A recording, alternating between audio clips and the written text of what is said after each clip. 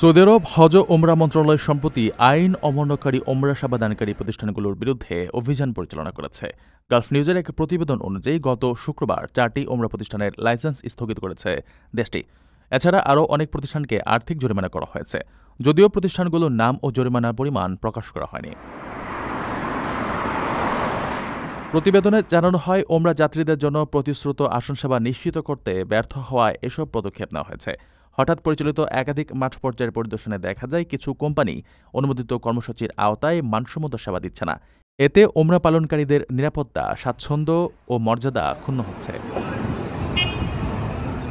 মন্ত্রণালয় এক বিবৃতিতে জানিয়েছে, এই অনিয়মগুলো সেবাদাতাদের সঙ্গে সম্পাদিত চুক্তির লঙ্ঘন এবং নির্ধারিত মানদণ্ডের সঙ্গে অসামঞ্জস্যপূর্ণ। হাজিদের আরাম, নিরাপত্তা ও সম্মান নিশ্চিত করাকে সর্বোচ্চ অগ্রাধিকার হিসেবে বিবেচনা করছে মন্ত্রণালয়। জানা গেছে, সংশ্লিষ্ট কোম্পানিগুলোর অনিয়মের মাত্রা ও পুনরাবৃত্তির ভিত্তিতে শাস্তির পরিমাণ নির্ধারণ করা হয়েছে। সৌদি আরবের ভিশন 2030 অনুযায়ী ধর্মীয় পর্যটনের উন্নয়ন ও বিস্তারের অংশ হিসেবে এ ধরনের পরিদর্শন ও নজরদারি কার্যক্রম চলমান থাকবে।